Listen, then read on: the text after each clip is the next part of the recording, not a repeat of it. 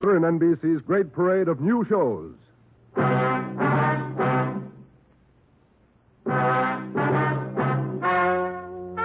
Ladies and gentlemen, the story you are about to hear is true. Only the names have been changed to protect the innocent. NBC brings you Dragnet.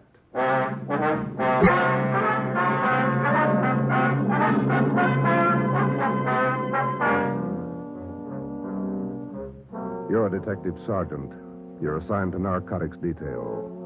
For more than 2 months, doctors' offices have been burglarized, hospital pharmacies pillaged, drugstores robbed, medical supply firms ransacked, with one purpose in mind: the theft of narcotics.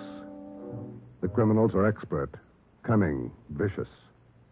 Your job, get them. Dragnet, the documented drama of an actual crime, investigated and solved by the men who unrelentingly stand watch on the security of your home, your family, and your life. For the next 30 minutes, transcribed in cooperation with the Los Angeles Police Department, you will travel step by step on the side of the law through an actual case from official police files. From beginning to end, from crime to punishment, Dragnet is the story of your police force in action.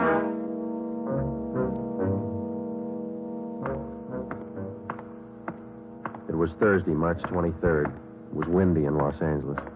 We were working the night watch out of narcotics. My partner's Ben Romero. The boss is Ed Backstrand, chief of detectives. My name's Friday. I was on my way back from the record bureau, and it was 10:35 p.m. when I got to room 24. Narcotics detail. Yeah, okay. Well, we'll be right over. Thank you. Get anything, Joe? Nothing we don't know already. How about you? That was the county hospital on the phone. Doc Welch. Pretty fair lead. I told him we'd be right over. What's he got? One of our informants, Benny Trounsel. Ready? Let's go. What's with Benny? Bad shape. Somebody worked him over. They found him in an alley off of South Main. Yeah? Doc says Trounsel talked before he passed out. Anything good? He claimed he knows who's running the new dope racket in town. Says they got him. No, let's take the stairs here, huh? Why should they bother with small fry like Benny? That's what I'm wondering. Blackmail, maybe. Benny's still on the needle? Maybe that accounts for his story. Doc says his skull is fractured. Morphine doesn't do that to you. Yeah. Benny mention any names? I don't know. Doc didn't say. Here's the garage. Come on. When did they pick up Benny? About an hour ago. He had a pocket full of bundles on him. Heroin.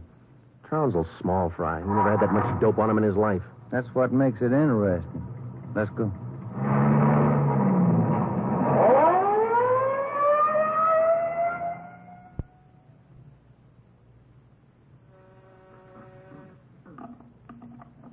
County Hospital? Yes, sir. The line is busy. Will you wait? Thank you. Can I help you, gentlemen? We'd like to see Dr. Welsh. She's expecting us. Your names, please. This is Sergeant Romero. My name's Friday, police officer. Oh, yes. Around the corner to your left, room 127. The doctor's waiting for you. Thank you. Come on, Ben. I hope Benny's still talking. We could sure use a lead. Yeah. Here it is. 127. Hiya, Ben. Joe? How are you, Doc? Anything new? Just left Trounsel upstairs. You think we can talk to him now? Won't do much good. He died about 6 minutes ago. For almost 2 years, Benny Trounsel, an addict himself, had been one of the most valuable informants Ben and I had in the narcotic gangs.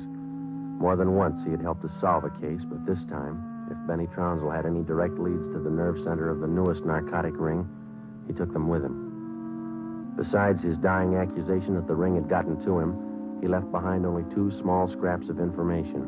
First, when he arrived at the county hospital, Dr. Welsh reported that Trounsel repeatedly muttered the name Patterson.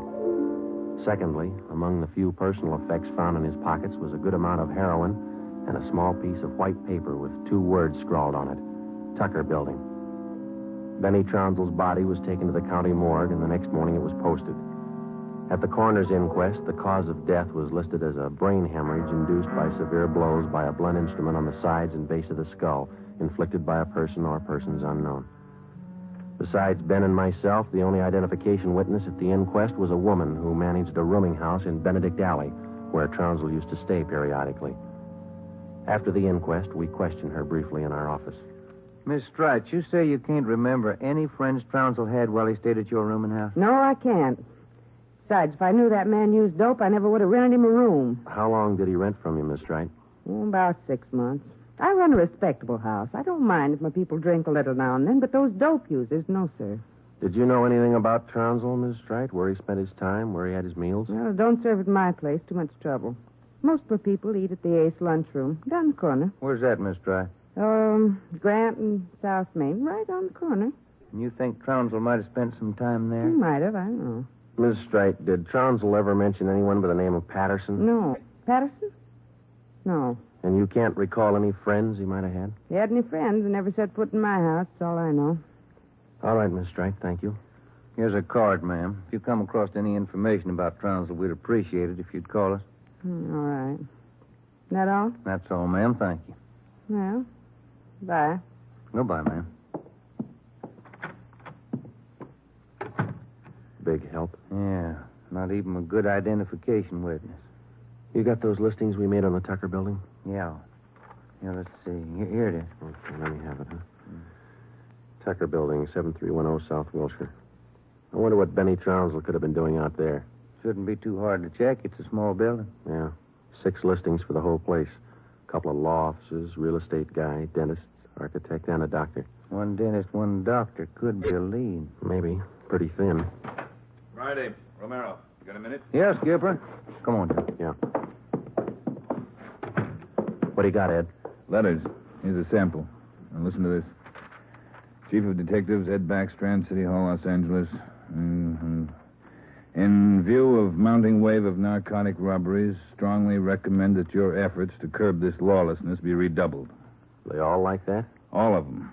They're mad. Can you blame them? Not a bit. We haven't got much to go on, Chief. The gang's pretty smart. All right, then let's be smarter. There's no law against it. Doing our best, Skipper. Then make it better. I'm sick of that bunch, and I'm tired of these letters. And look at that record. In 2 months, 15 drugstores robbed, 8 medical offices, 2 supply houses, 2 hospital pharmacies.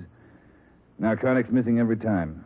Now, who's behind it? None of the old-timers. We've checked them out. Gone over every hype and mainliner we know of. All right, then get on the transients. New faces. Climb on every one of them that shoots the stuff until you get to that gang and break it. If you need help, holler. But get to that gang and break it. You understand? Okay, Skipper, we'll try. You dig up anything on that Trounsel case yet? Still checking out one lead. What? Slip of paper we found in Trounsel's pocket, Ed. Said Tucker building on it, that's all. Just going to check it out when you called. All right, hop on it. Fast. We got a lot of pressure on us. Keep in touch with the office. It was almost noon when Ben and I got out to the Tucker building. It was a 2-story affair, comparatively small, very modern. We checked with the dentist in the building first, but he'd never heard of anyone by the name of Benny Trounsel. His records and appointment books proved it out. Well, that's one down, Joe. Yeah. Let's try that doctor's office now. What's his name? Let me see. Springer. Dr. Fred Springer. He's on the 2nd floor.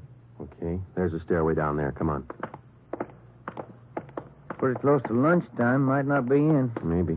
Somebody should be there. We haven't got much time to play with. Yeah. Chief sure was up in there this morning. Here's the office. Fred Springer, M.D.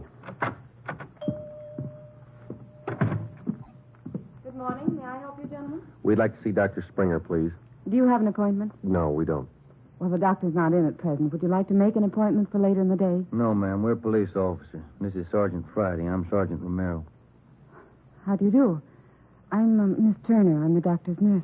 Then you must take care of the appointment and record books for the doctor. Yes, I do. Well, maybe you can give us the information we're looking for, Miss Turner. Did the doctor ever have a patient by the name of Trounsel? Benny Trounsel? Trounsel? Mm-hmm. No, I don't think so. Just a moment. I'll check. Thank you. No. Trounsel, is that the way you spell it? Yes, ma'am. No. The name's not listed here. Let me check the account book.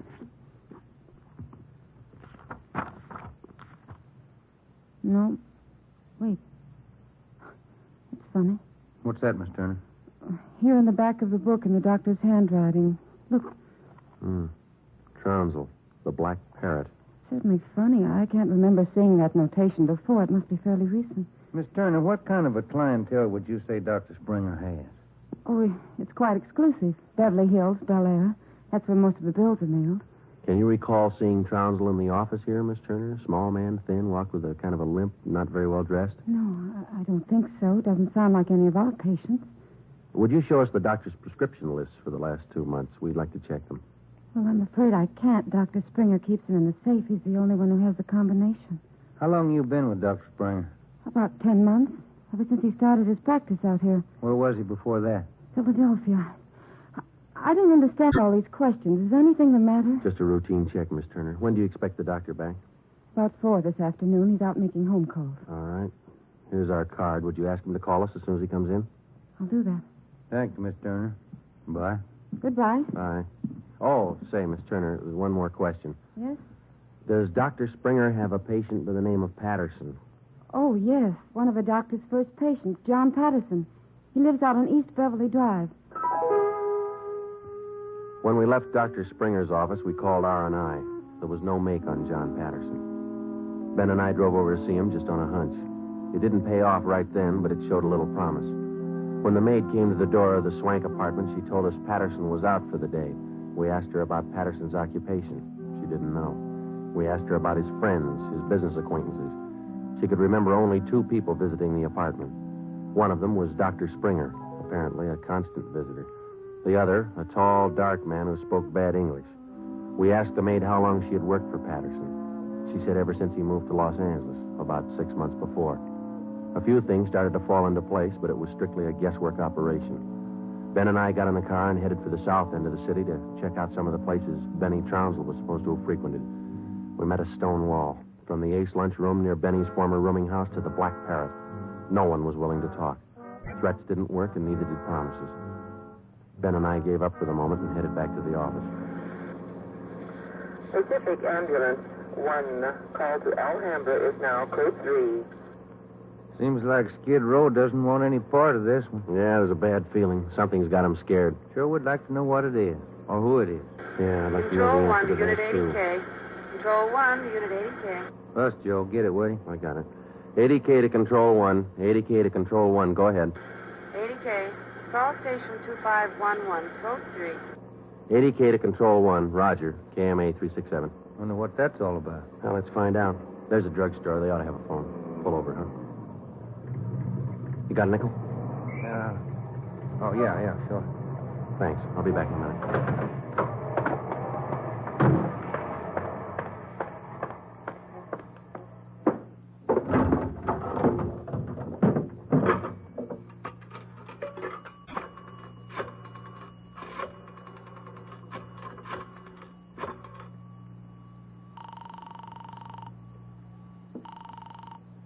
City Hall.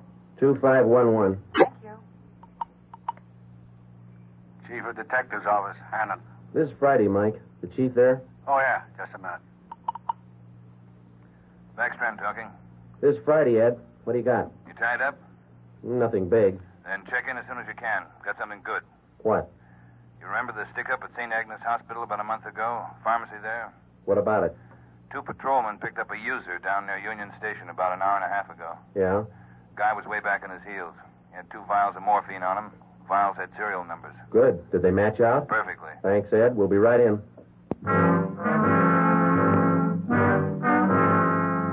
When Ben and I got back to the office at 3:52 p.m., we picked up Chief Ed Backstrand and went directly to the crime lab, where Lieutenant Lee Jones analyzed the contents of the 2 vials taken from the suspect. Jones told us it was high-grade morphine. We went back to the office and double-checked the serial numbers on the vials with the crime report on the St. Agnes Hospital robbery. They matched. And there's a good break. These vials were in the loot when the gang knocked over the hospital 28 days ago. I'll stay on the trail and we'll crack that gang wide open. This the arrest report on the guy, Ed? Yeah. Picked him up in a bar off South Main. Who is the guy, a transient? Yeah, here it is, Ben. James Steiner, Phoenix, Arizona, age 37, transient laborer. Anybody talk this guy yet, Ed? Not yet. He shouldn't be too hard. You better get on it. Right, Skipper. Come on, Joe. Check you later, Ed. What time you got, Ben? Let me see. 25 past 4. A phone call for you, Ben. Yeah, who was it? Your wife. Want you to pick up some aspirin and a bottle of nose drops for your kid on your way home. Oh, yeah, almost forgot. That the only call we had, Mike? That's right. Thanks. Well, You got that Dr. Springer's number, Ben? Yeah, here it is. Crestview 55284. Thanks. Nurse said he'd call us around 4, didn't he? Yeah.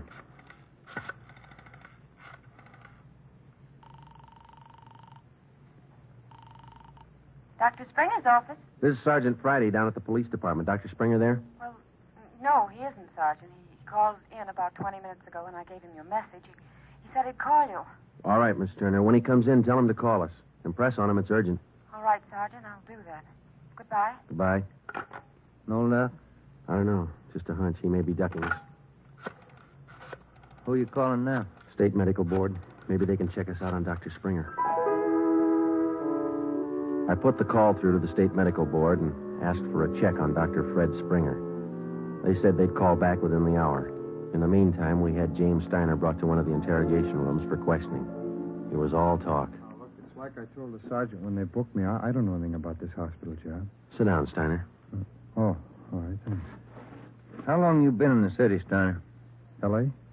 Oh, about a month. I came from Phoenix, looking for work. Things are pretty slow in Phoenix. Where'd you get the morphine? Huh? I said, where'd you get the morphine? The stuff? I bought it. Just for a pop now and then. I just play around with it.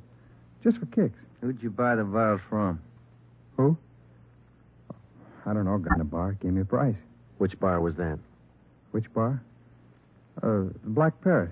I'm not hooked. I just play around with it just for kicks. What'd the guy look like, Steiner? What did he look like? I don't know. Tall, I guess. Would you remember him if you saw him again? Remember? Sure. I talked to him a couple of nights at the bar. Was he on the stuff? Was he a hype? Hype? Yeah, maybe. Tall fella, dark. You shooting the stuff? Shooting the stuff? No. No, I'm no mainliner. I never took in the veins in my life. I told you I'd do it just for kicks. Just a pop now and then. Take off your shirt. Let's see your arms. Huh? My arms? Come on, take it off. Well,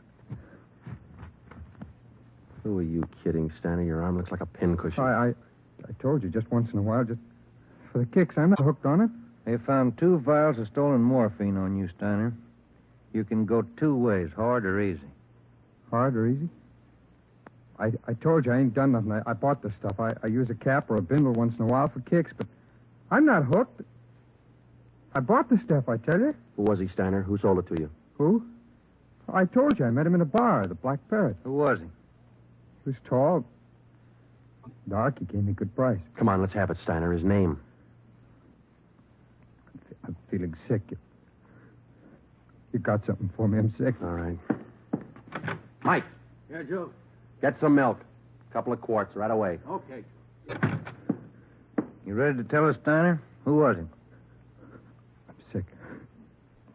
I'm sick. We're getting some milk for you now. Come on, you better talk. Max. That's all he said. Name was Max. He gave me a good price. I only take a pop now and then just for kicks. You think you could point him out for us? Yeah, maybe. I'm sick. Sick. Narcotics, Romero. Hello. This is Dr. Springer calling. You wanted to talk to me. Yes, we did, Doctor. And we've got a few questions we'd like to ask you. Oh, hold on just a minute, will you? It's Dr. Springer, Joe. All right, tell him we got to see him tonight. We'll call him back later. Dr. Springer? Yes? Sorry, Doctor. We'll have to see you later on tonight. You be at home? Well, I have an appointment this evening. Would you mind telling me what this is all about? Sure, Doctor. It's about a man named Benny Trounsel. Oh. I see. And if you don't mind, we'd like to check over your prescription list with you. Yes. I'll cancel my appointment. You can contact me here at home. 1538 South Road. I'll be here all night. All right, Doctor. Thank you. We'll see you later, then. Yes. Goodbye. Goodbye. What'd he say? All right? Yeah, it's all right. I'll buy that hunch of yours now, Joe. Hmm? Dr. Springer, he knows who killed Benny Trounsel. I bet he knows why. When Mike Hannon came back with the milk, we fed it to Steiner, and then we put him back in his cell. We put in another call to John Patterson out on East Beverly Drive, but there was no answer. We left word with Hannon where we were going, and then Ben and I headed out for Dr. Springer's home. It was 7:35 when we pulled up into the driveway at 1538 South Road, a low, rambling ranch-type home. We got out of the car and made our way down the path to the front door. A gray Persian cat followed us. The door was half open. We knocked, but there was no answer. Through the window, we could see the living room was dimly lighted. We went in. We found Dr. Springer sitting in a large carved mahogany chair in the dining room. The room was hung with draperies. He was slumped forward, face down on the dining table. There was a bullet hole in his right temple. On the floor near his right hand was a .32 automatic pistol. In the center of the dining table was a piece of white paper. Looks like he beat us. Yeah. Any names in that confession? One says he killed Trounsel. No, wait a minute.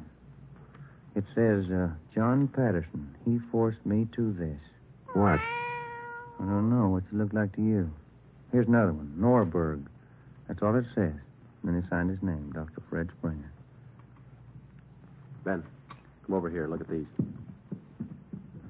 Hypodermic needle. It works. Is this morphine? White powder. Could be. Then he was on it himself. Looks like it. We'll find out when they post him. I'll get it. Yeah. Sergeant Friday there, please. This is Joe, Mike. What do you got? Can you talk all right there? Yeah, go ahead.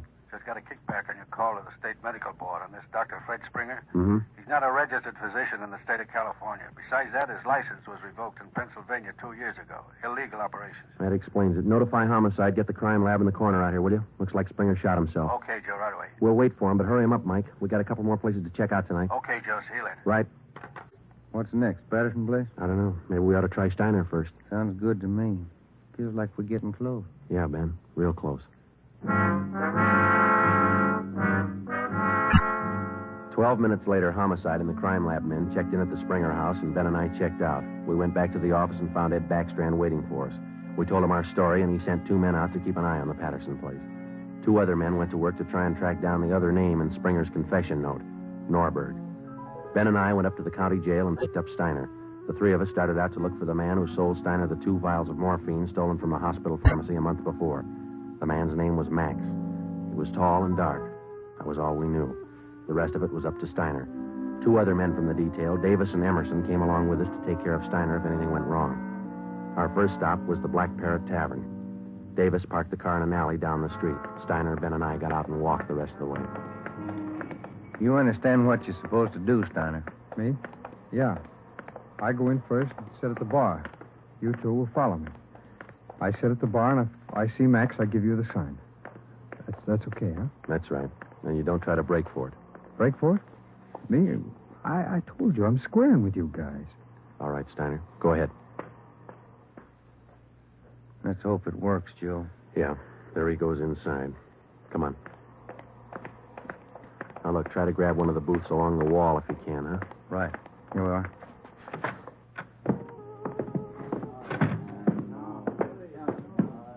First booth, Ben. It's empty. Yeah. Oh, it's left to order at the bar. Waitress got a night off. Make it a couple of beers, will you? Couple of beers? Okay. Joe. Go look at Steiner. Yeah, he's signaling. Must mean the guy putting on his coat over there. No, hold it, Ben. Wait till he gets past us.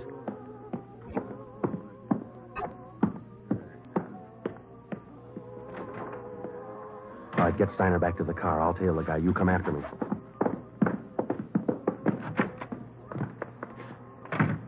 I didn't know how right Steiner was or how much we could trust him. All I knew was that the man I was following was tall and he was in a hurry. I followed him 3/4 of a block before he turned in at a motel. He went to a cottage at the rear of the lot, let himself in, and closed the door quickly behind him. A minute later, Ben and the others pulled up in the car. Got him staked out, Joe. Steiner says that was Max. Let's make sure. Come on. Which one's the inn? The one down at the end here. Now be careful. You too. All right, here we are. Wait a minute, right there.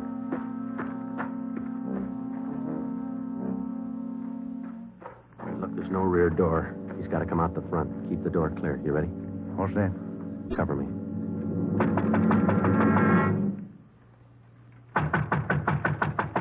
Open up in there. Who is it? Police officers, open up. Just a minute. All right, Ben, give it back to him. Don't shoot. We'll come out. All right, throw your guns out first, then come out with your hands behind your head and make it fast. Watch it, Ben. He's making a break. All right, mister. That's far enough. Get out of my way. Get him, Ben. That's good, Ben. You all right? He didn't mean it, Copper. He didn't mean it. He didn't know what he was doing. Well, that must be a good excuse, lady. A lot of people use it. Come on, Ben. Let's take him in.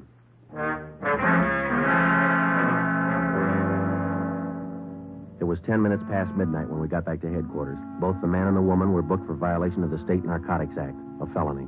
He gave his name as Max Jansen. In his luggage, we found 13 vials of morphine, large quantities of heroin, and a small amount of Panopin. He gave us the names and addresses of 6 active members of the narcotics gang. He identified Dr. Springer as second in command. Just a few more questions, Jansen. Yeah, all right. Why did Springer kill Trounsel? He had it coming. Trounsel knew the score, and he was blackmailing them, bleeding them white. Why didn't the gang take care of him? The boss said no rough stuff. Things were going too good. He warned Springer, but he wouldn't listen. All right, Jensen, just one more question. Who's the boss? Do I get off light? State's witness? It might help. We can't promise you anything. Who's the boss, Patterson? Yeah. 138 East Beverly Drive? That's right. What about Norberg? How does he figure? It's the same guy. Patterson and Norberg, both the same. And what's his real name? Norberg. Tony Norberg. What's his front? He's legitter. He used to be importing business. Where? Here. Got an office downtown. Do I get protection? Where's Norberg now? Home out in Laurel Canyon. Do I get protection? I thought you said he lived out on East Beverly. His apartment. His home's out in the canyon. Where? What's the address?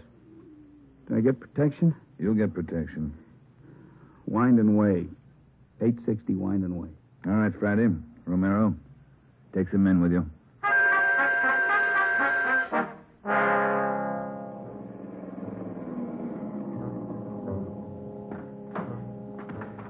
All right, Davis, cover the back of the house. Levine, you cover the front. Come on, Ben.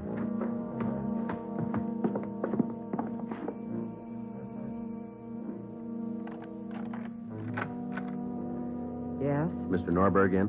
Who's calling? Police officer. Oh, come in, won't you? Thank you. Now get your hands up. Face the wall. You'll never make it, lady. The house is surrounded. Tony, get the stuff. It's our only chance. They'll cut you down, Norberg. All right, Jeannie, give him the gun. Don't be a fool. They're going to march out the door in front of us, right to the car. I'm not going, Jeannie. Try it if you want. I'm not going. All right, Tony, stay. Come on, coppers.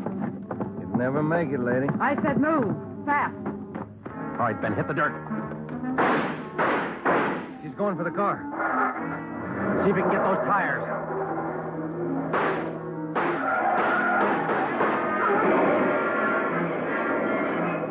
Come on.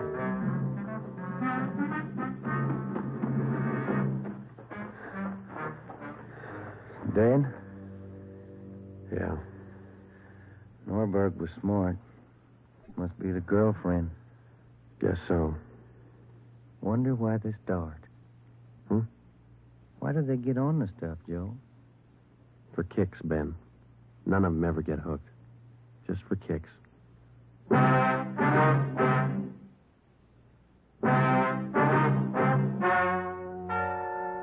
story you have just heard is true. Only the names were changed to protect the innocent. Tony Norberg, alias John Patterson, was tried and convicted for possession of narcotics, robbery, and conspiracy, and was sentenced to the maximum term prescribed by law, each count to run consecutively.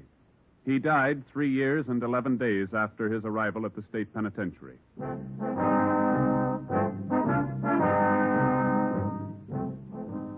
You have just heard the 9th in a new series of authentic cases transcribed from official files. Technical advice for Dragnet is furnished by the Los Angeles Police Department.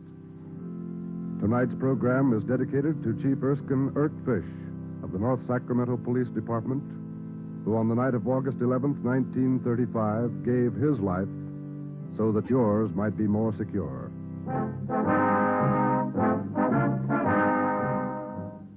Dragnet came to you from Los Angeles.